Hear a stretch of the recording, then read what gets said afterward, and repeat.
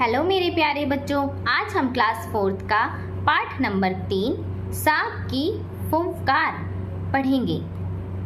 बात उन दिनों की है जब बालक नरेंद्र अपने गुरु श्री रामकृष्ण परमहंस से शिक्षा ग्रहण कर रहा था।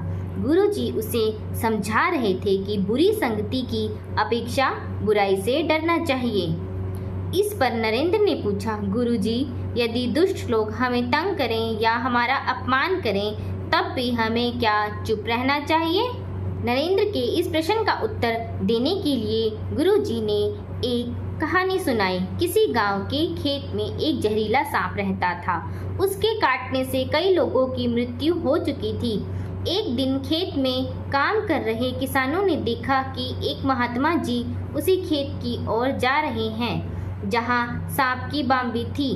किसान चिल्लाया, सावधान महात्मा जी, ठहरिए, उस खेत की ओर ना जाइए, वहां एक जहरीला सांप रहता है।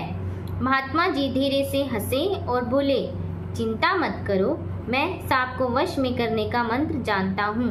वह कुछ आगे ही बढ़े थे कि फुफकारता हुआ सांप उनकी तरफ बढ़ा। महात्मा जी घबराए नहीं, वह जोर जोर से एक मंत्र का उच्चारण करने लगे।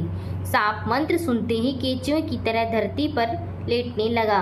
महात्मा जी ने सांप के समीप जाकर कुछ कहा।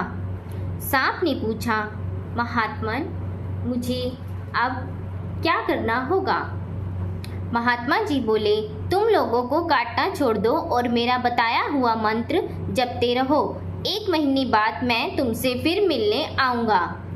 दिन बीतते गए, सांप ने लोगों को काटना छोड़ दिया। धीरे धीरे सांप का भय लोगों के मन से जाता रहा।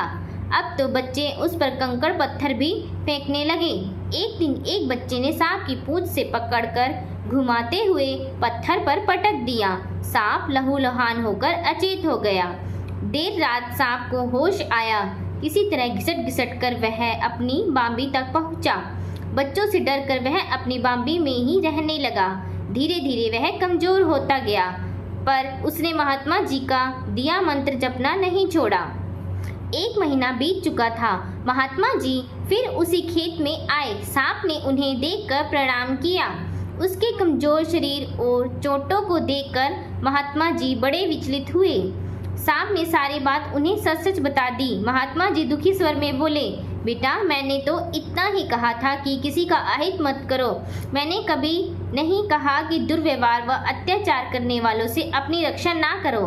तुम अपना विरोध प्रकट करने के लिए फुफकार तो मार सकते थे।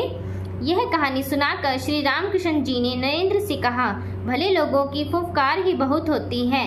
याद रखो, बुरे लोगों से डटकर सामना करने का साहस नहीं होता।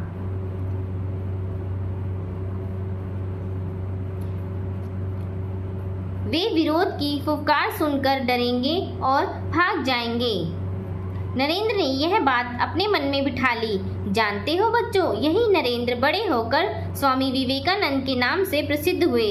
उन्होंने जीवन पर्यंत बुराई और अन्याय के विरुद्ध आवाज उठाई। तो बच्चों, इस कहानी से हमें यह शिक्षा मिलती है कि हमें अन्याय नहीं करना चाहिए और अन्याय करने वालों के खिलाफ आवाज उठानी चाहिए। ऐसी ही अच्छी कहानियों के लिए हमारे चैनल को सब्सक्राइब कीजिए। Okay, thank you.